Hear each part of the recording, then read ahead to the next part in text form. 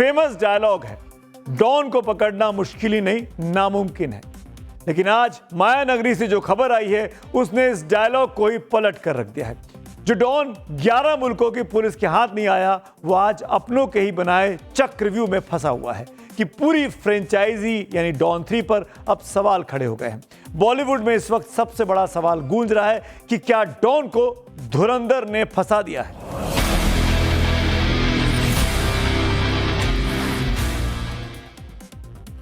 फरहान अख्तर की home production Excel entertainment की most awaited film don 3 को लेकर एक ऐसा विवाद अब खड़ा हो गया है कि एक सुपरस्टार कटघरे में है। बात सिर्फ फिल्म छोड़ने की नहीं है, बात स्क्रिप्ट में दखलंदाजी, वॉयलेंट सीन्स की डिमांड, 45 करोड़ का और हर्जाना और आखिरकार धुरंधर फेम सुपरस्टार रणवीर सिंह पर एक तरह से लगे बैन की जो है।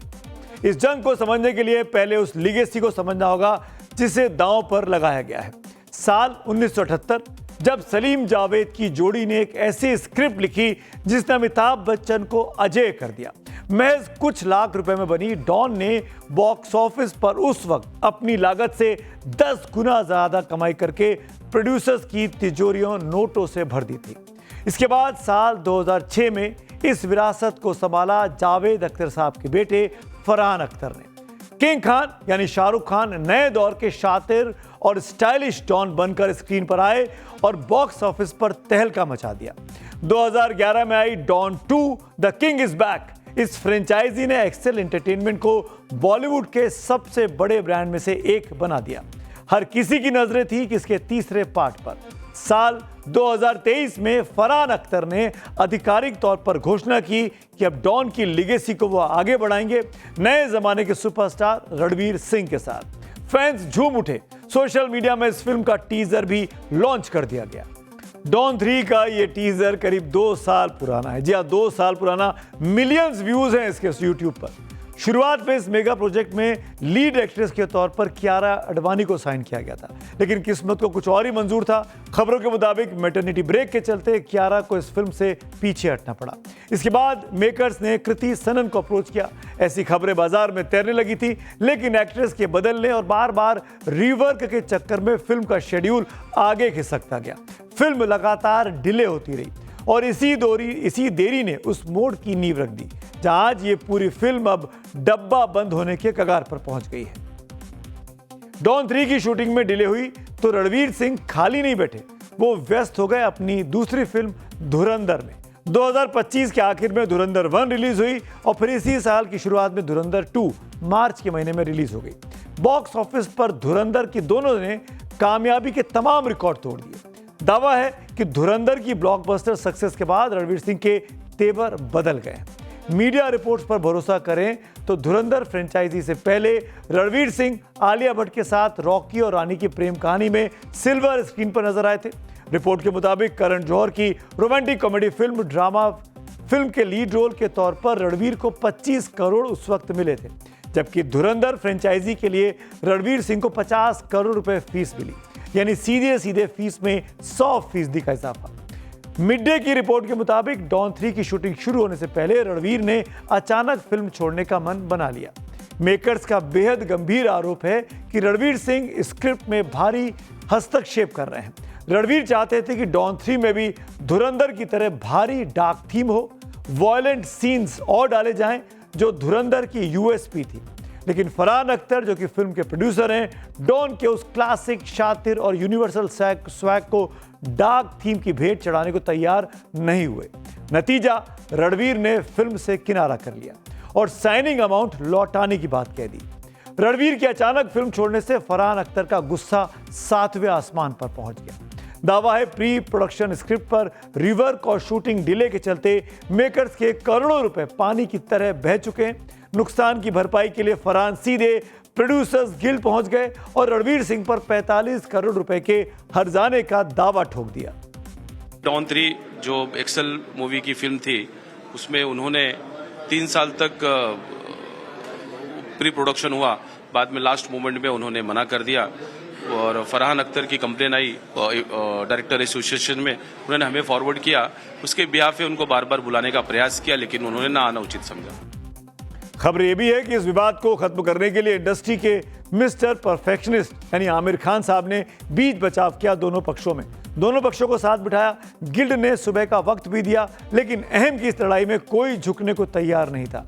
आखिरकार मामला पहुंचा federation of western Indian cine employees यानी FWICE के पास। फेडरेशन ने रणवीर सिंह को एक के बाद एक 3 नोटिस भेजे, लेकिन रणवीर ने कड़ा रुख अपनाते हुए FWICE के जुरिस्डिक्शन पर ही सवाल खड़े कर दिए। इसके बाद FWICE ने सुपरस्टार रणवीर सिंह के खिलाफ नॉन कोऑपरेशन यानी असहयोग का ऐलान कर दिया। उन्होंने कहा कि फेडरेशन जो है उसके जुरिस्डिक्शन में नहीं आता है प्रॉब्लम में सॉल्व करने का या इस केस में पढ़ने का। तो उन्होंने हमारे अस्तित्व को, हमारे आइडेंटिफिकेशन को उन्होंने नकार दिया। यहाँ पर 45 करोड़ का इन्वेस्टमेंट है, प्री प्रोडक्शन में प्रोड्यूसर्स ने खर्चा किया हुआ। ये तो एक्सेल है जो झेल रहा है, दूसरा कोई होता उसने सुसाइड कमिट किया होता। सो आपने प्रोमो भी शूट किया फिल्म का, आप यूनिट निकल रही है और 3 हफ्ते पहले जो है वो आप फिल्म से विड्रॉ कर रहे हैं, कारण कोई भी हो सकता है। तो ये जो प्रथा है ये गलत है। फेडरेशन ये प्रथा को चलने नहीं देगा। रणवीर सिंह के खिलाफ FWICE ने इस नॉन कोऑपरेशन मूवमेंट का क्या असर होगा?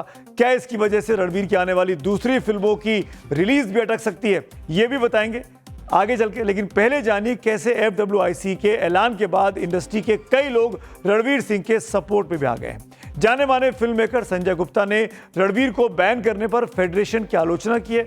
उन्होंने सोशल मीडिया पर पोस्ट किया, जब एक A-लिस्ट हीरो शूट करता है तो उसके साथ 300 से ज्यादा वर्कर्स सेट पर काम करते हैं।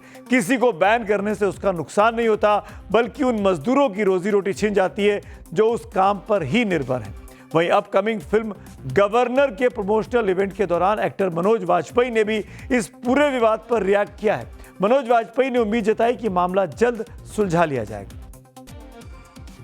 इंडस्ट्री के लिए वाकई में चिंता की बात है। रणवीर सिंह फिल्म इंडस्ट्री के सबसे बड़े कलाकारों में से एक इस वक्त। इस पूरे मामले पर रणवीर सिंह के स्पोक्स पर्सन का बयान भी अब सामने आ गया है। रिपोर्ट्स के मुताबिक इस बयान में कहा गया है, रणवीर सिंह फिल्म इंडस्ट्री और डॉन फ्रेंचाइजी से जुड़े हर इंसान का दिल से सम्मान करते हैं। डॉन 3 को लेकर हाल ही में जो कुछ भी हुआ उस पर रणवीर सिंह ने सोच समझकर चुप रहना ही सही समझा है। रणवीर सिंह का मानना है कि काम से जुड़ी बातें और आपसी रिश्ते हमेशा गरिमा, समझदारी और आपसी सम्मान के साथ ही संभाले जाने चाहिए। जाहिर है रणवीर सिंह का पूरा फोकस अपने काम और अपकमिंग प्रोजेक्ट्स पर है, लेकिन सवाल है कि FWICE के इस ऐलान से क्या इन प्रोजेक्ट्स पर असर अब पड़ सकता है।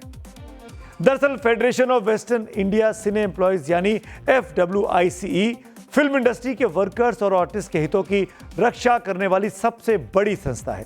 इसकी शुरुआत साल 1956 में हुई थी। FWICE में actors, directors, producers, cameraman, technicians, junior artist और स्पॉट बॉय जैसी 34 एसोसिएशन के लगभग 4 से 5 लाख मेंबर्स सीधे जुड़े हुए हैं। दावा है कि इस वक्त फिल्म इंडस्ट्री में काम करने वाले करीब 90% लोग इसी फेडरेशन से जुड़ी एसोसिएशन से संचालित होते हैं, इसके मेंबर्स हैं। FWICE मेकर्स और एक्टर्स के बीच पैसों के विवाद को भी सुलझाती है। अगर फेडरेशन अपने मेंबर्स को किसी प्रोजेक्ट पर काम करने से रोक दे तो अगले ही दिन से फिल्मों और टीवी शोज की शूटिंग पूरी तरह ठप हो सकती है। रणवीर सिंह को लेकर FWICE के फैसलों की वजह से सुपरस्टार की अपकमिंग फिल्मों के प्रोडक्शन पर क्या असर हो सकता है, इस पर क्या कहना है सीनियर फिल्म क्रिटिक कोमल नाहटा साहब का, सुन लेते हैं। ऐसे होता है ना स्कूल के जमाने में जब बच्चे लड़ते हैं, ओ तूने ऐसे किया अब मैं तेरे को सबक सिखाऊंगा। तो FWICE का मूव भी मुझे ऐसे लगता है कि सबक सिखाने वाली बात है कि हमने जब नोटिस भेजा, हमने जब उन्हें बुलाया, हमारे सामने नहीं आया, अब देखो हम मजा चखाते हैं। लेकिन मजा कुछ चखने वाला है नहीं, क्योंकि इस नॉन कोऑपरेशन डायरेक्टिव या बॉयकॉट नोटिस के मायने ही कुछ नहीं है।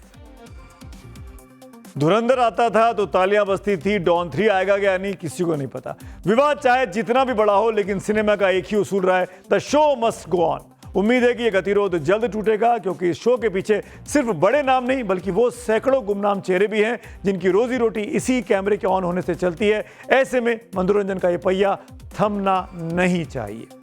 आखिर में आ गया हूं, बात करता हूं पब्लिक व्यूज की। आप लोग क्या लिखते हैं? रणवीर सिंह की स्टोरी पर जया दीक्षित जी का ट्वीट है। रणवीर सिंह अपनी ब्लॉकबस्टर फिल्म धुरंधर की शानदार सफलता में मस्त होकर यह भूल गए कि कमिटमेंट एक जिम्मेदारी है, इससे मुकरना अच्छी बात नहीं है। एक और पब्लिक व्यू है कर्नाटक के डेवलपमेंट पर। प्रोफेसर प्रदीप लिखते हैं कि कांग्रेस कर्नाटक में वो कलिगा सामाजिक न्याय और कुर्बा समुदाय के आधार को मिलाकर कांग्रेस पूरे दक्षिण भारत में अपने राजनीतिक वर्चस्व को दीर्घकालिक मजबूती देना चाहती है।